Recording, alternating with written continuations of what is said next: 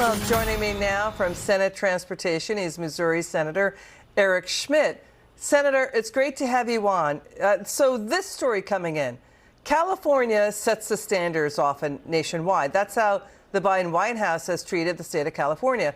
What do you make of California lawmakers moving on a new rule to automatically put a new switch in cars to stop drivers from speeding more than 10 miles per hour over the speed limit? The state says, lawmakers say it's about stopping fatalities, but what do you think?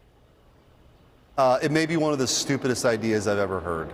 And that's saying something coming from California. They seem to outdo themselves every year on stupid ideas. But the idea that you'd have like some sort of kill switch here, I have a son with epilepsy. What if you got to get to the hospital? What if somebody has an emergency? What if somebody's fleeing an attacker? I mean, the list goes on and on of reasons why this is a really dumb idea. But again, I think it's just part and parcel of this nanny state mentality that California has that, to your point earlier, sort of takes hold with other states that are looking, and even some lefties in the federal government here that are always looking for ways to meddle with people's lives and exercise command and control. And so, I mean, this is ridiculous, but I mean, you sort of run out of adjectives of the ideas that come out of California. Yeah, I mean, so they're talking new cars and trucks built or sold in California starting from 2027 will be mandated to have this intelligent speed limiter system. It electronically prevents the car from going over 80 miles an hour. I guess the question is, to what you're saying, would it exempt cops? Would it exempt ambulances and fire trucks? Well, the next thing we're going to hear about then is you move on to like social credit scores, right? Like if your carbon footprint's too big, you can only drive a certain amount of miles per day. I mean, this is the slippery slope that you go down when you have really dumb ideas like this take hold. And by the way, this is the same state that has, by 2030, essentially 2035, they want to be, they're trying to eliminate the internal combustion engine, right?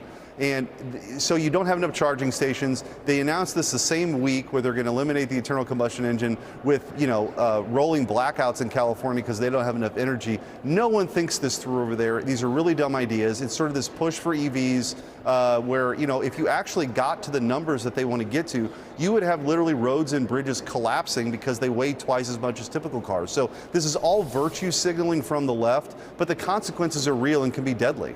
So much for all that infrastructure spending because of the electric car battery is so heavy, it's going to tear up the roads. To what you're saying, from where you sit on Senate Transportation, when you see these top-down mandates coming from the Biden White House or states like California, demanding everybody buy an electric car, what do your constituents say? What are you hearing about this? Look, I believe in America, if that's what you want to do, God bless you. It's sort of like when I was Attorney General of Missouri, we sued school districts for mask mandates or counties for mask mandates. If you want to walk around a park on a beautiful day with 10 masks around your face, this is America, I guess. But we shouldn't be mandating this stuff.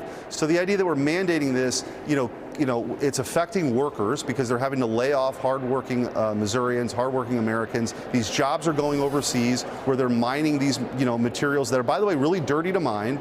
We're subsidizing all this. If people want to choose to buy an EV or they want to buy whatever, I'm fine with that. But we shouldn't be subsidizing it. It's costing American jobs, and there's no real plan here on how this is actually going to work for real people. And interestingly, talked to somebody who is a dealer. They have their inventory so big now with these EVs, people don't want them. They're not buying them. So you're going to have a lot of these dealers go out of business because the manufacturers are getting the subsidies, but it's not being passed on to the dealers. What a ripple